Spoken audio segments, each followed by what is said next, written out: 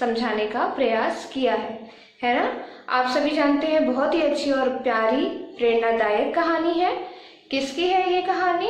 सम्राट अशोक के शासनकाल की है ना, जो न्याय से संबंधित है कि कैसे एक व्यक्ति अपनी समझदारी सूझबूझ से पूरे शासन में न्याय व्यवस्था बनाता है ना।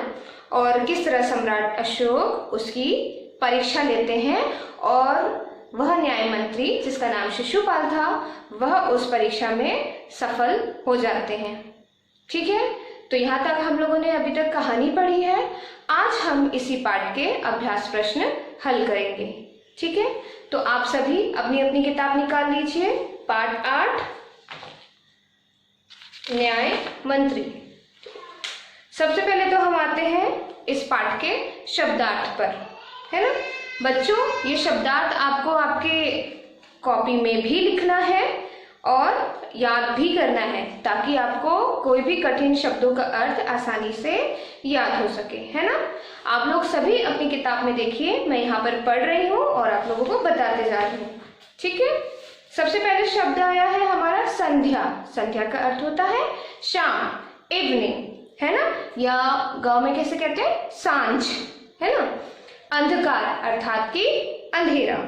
सौभाग्य अर्थात कि अच्छा भाग्य। ठीक है, तो बड़े बुजुर्ग आशीर्वाद देते हैं ना, सौभाग्यवती भव, इस तरह से, अर्थात कि अच्छा भाग्य। अतिथि, अतिथि का अर्थ मैंने बताया ही था आप लोगों को, अतिथि अर्थात कि मेहमान। मुग्ध अर्थात कि मोहित होना। ठीक है, अन्याय अर्थात कि न्याय के विरुद्ध कार्य। शिकायत गलत बात या फिर असंतोष। समुचित अर्थात कि ठीक या फिर उचित प्रकार से। आश्चर्य अर्थात अचंभा, हैरानी, कभी कभी कोई बात जान के हम एकदम आश्चर्यचकित हो जाते हैं ना, ये वही है। सुप्रबंध अर्थात कि अच्छा प्रबंध, अच्छा इंतजाम। उद्दंड, उद्दंड का मतलब भी मैंने आप लोगों को बताया था, अर्थात कि शरारती और बदमाश, है ना। संकेत, संकेत का अर्थ होता है इशारा, किसी को संकेत करना, मतलब इशारों में कोई बात कहना या फिर समझाना। ठीक है। प्रशंसनीय अर्थात किसी की प्रशंसा करना या फिर तारीफ करना। सन्नाटा अर्थात कि चुप्पी, मौन, एकदम शांत वाला जो माहौल हो जाता है तो क्या कहते हैं हम? अरे कितना सन्नाटा छा गया है, ये वही सन्नाटा है। ठीक है। निरुत्तर मतलब कि कोई उत्तर ना होना, उत्तर ना देने वाला। आदर सत्कार अर्थात कि मान सम्मान, जिस तरह से शिशुपाल ने उस परदेशी का क्या किया था, परदेशी का आदर सत्कार किया था ना, अर्थात कि मान सम्मान किया था। अव्यवस्था मतलब व्यवस्था का अभाव। खौल उठना अर्थात आवेश में आना या फिर गुस्सा होना या गुस्सा आ जाना या गुस्से से लाल पीला होना, ये मुहावरा है। जंगल में आग की तरह फैल जाना मतलब कोई भी बात बहुत तेजी से उस एरिया में या उस माहौल में फैल जाना, जिसे हम कहते हैं जंगल में आग की तरह फैल जाना। ठीक है, तो ये हो गए आप लोगों के शब्दार्थ। इसके नीचे है आगत शब्द, वर्तनी, वैभिन्नी, ये भी आप सभी को पढ़ना है अपनी जानकारी के लिए। अब आते हैं हम लोग बहुविकल्पीय प्रश्न पे। आप सभी अपनी किताब में देखिए, आज मैंने आप लोगों के बहुविकल्पीय प्रश्न यहाँ पर नहीं लिखे हैं, केवल मैंने यहाँ पर उत्तर लिखे हैं। प्रश्न मैं यहाँ से पढ़ रही हूँ और उत्तर मैं यहीं से आप लोगों को बता देती हूँ। ठीक है, तो बहुविकल्पीय प्रश्न में पहला प्रश्न है, परदेशी किस ब्राह्मण के घर अतिथि बनकर गया था? तो ऑप्शन यहाँ पर दिए गए हैं, क शिशुपाल, नागपाल, विश्वपाल और सतपाल। तो किसके घर अतिथि बनकर गए थे? शिशुपाल। तो हमारा फर्स्ट का आंसर है शिशुपाल। ठीक है। प्रश्न क्रमांक 2 है, सिपाहियों ने जब शिशुपाल से दरबार में चलने का निवेदन किया तो उन पर क्या प्रतिक्रिया हुई? तो इसके ऑप्शन है, शिशुपाल खुश हो गए, शिशुपाल सहम गए, शिशुपाल तुरंत तैयार हो गए, शिशुपाल भाग खड़े हुए। तो क्या हुआ था? शिशुपाल क्या हो गए थे? डर के मारे सहम गए थे। तो हमारा आंसर होगा ख, शिशुपाल सहम गए थे। ठीक है। प्रश्न क्रमांक 3 है, शिशुपाल को किसके दरबार में बुलाया गया था? सम्राट चंद्रगुप्त के, सम्राट स्कंदगुप्त के, सम्राट समुद्रगुप्त के या सम्राट अशोक के? तो मैंने काफी बार आप लोगों को बताया ये कहानी किसके शासनकाल की है? सम्राट अशोक के शासनकाल की है। तो इस प्रश्न का उत्तर भी क्या हुआ? घ, सम्राट अशोक। ठीक है, आगे आते हैं। सम्राट ने शिशुपाल को कौन सा पद दिया? प्रधानमंत्री बनाया, मुख्यमंत्री, न्याय मंत्री या फिर वरिष्ठ मंत्री? आप सभी जानते हैं हमारे पाठ का नाम क्या है? न्याय मंत्री। तो सम्राट ने शिशुपाल को क्या बनाया? न्याय मंत्री। तो इसका आंसर क्या होगा? ग, न्याय मंत्री। प्रश्न क्रमांक 5 पर आइए। शिशुपाल के न्याय मंत्री बनने के 1 महीने के बाद किसकी हत्या हो गई? दरबान की, पहरेदार की, सूबेदार की या फौजदार की? तो किसकी हत्या हुई थी? पहरेदार की।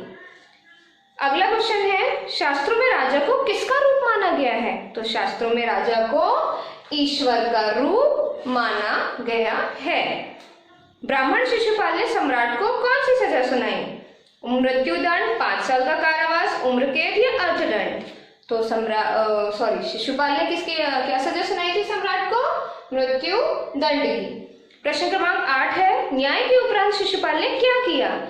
क्या किया था न्याय के बाद? उन्होंने राजमुद्रा सम्राट के आगे रख दी, अर्थात उनको वापस करने लग गए थे। तो हमारे 8वें का आंसर है क, राजमुद्रा सम्राट के आगे रख दी। ठीक है बच्चों, इसके बाद आते हैं आप लोगों के प्रश्न उत्तर, जो हम आपको असाइनमेंट बना के भेज रहे हैं आज ही। प्रश्न उत्तर के बाद आता है रिक्त स्थान भरो। ये आपको किताब में ही करना है, इसे कॉपी में नहीं करना है। इसीलिए अगर आप चाहें तो अभी अपनी पेंसिल निकाल कर भर सकते हैं, और नहीं तो हम इसकी भी फोटो आपको भेजेंगे, तब आप अपनी किताब में अच्छे से भर लीजिएगा। फिर भी मैं अभी बता देती हूँ। पहला है, अतिथि के चरणों से यह घर क्या हो जाएगा? तो आंसर है इसका पवित्र हो जाएगा। मुझे अवसर मिले तो मैं न्याय का खालिस्तान बजा दूंगा। क्या शब्द आएगा इसमें? डंका बजा दूंगा। चारों तरफ न्याय मंत्री के सुप्रबंध और न्याय की धूम मच गई, है ना। फिर सम्राट को अपराधी घोषित करना बहुत कठिन काम था। शास्त्रों में राजा को क्या कहा गया है? शास्त्रों में राजा को ईश्वर का रूप माना गया है। ठीक है, तो इस प्रकार के आपके रिक्त स्थानों की पूर्ति यहाँ पर मैंने कर दी है। पहले में पवित्र, दूसरे में डंका, तीसरे में सुप्रबंध और न्याय, चौथे में कठिन और 5वें में ईश्वर। ठीक है, अब आते हैं नीचे। निम्नलिखित कथन किसने किससे कहे हैं, कब कहे हैं और क्यों कहे हैं? ये भी हम असाइनमेंट बना के आपको भेज रहे हैं बेटा। जैसे आजकल बड़ा अन्याय हो रहा है, मेरा तो खून खौल उठता है, ये किसने कहा था? ये कहा था शिशुपाल ने परदेसी से। हाँ, मैंने उसे मारा अवश्य है, पर वह उद्दंड था। ये किसने कहा था? ये सम्राट अशोक ने न्याय मंत्री शिशुपाल से। अशोक, तुम पर पहरेदार की हत्या का अपराध लगाया जाता है।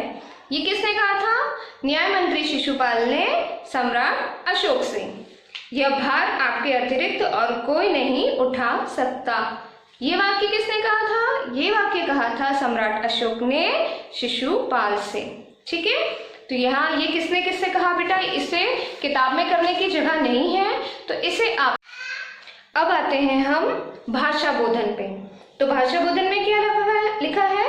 उपसर्ग लगाकर विलोम शब्द लिखो, है ना। उपसर्ग अर्थात के वे शब्द जो किसी शब्द के पहले जुड़कर उसका अर्थ परिवर्तन कर देते हैं। ठीक है, तो यहाँ पर कुछ शब्द दिए गए हैं जिसमें हमें उपसर्ग शब्द लगाकर उनका विलोम बनाना है। ठीक है, तो सबसे पहले दिया हुआ है हमें यहाँ पे न्याय। तो न्याय के आगे हमने अ लगा दिया, तो क्या बन गया? ये अन्याय, है ना। उसी तरह सहमत, सहमत के आगे भी हमने अ लगा दिया, तो क्या बन गया यहाँ पे? असहमत। उसी तरह इच्छा, इच्छा का क्या हुआ? अनिच्छा।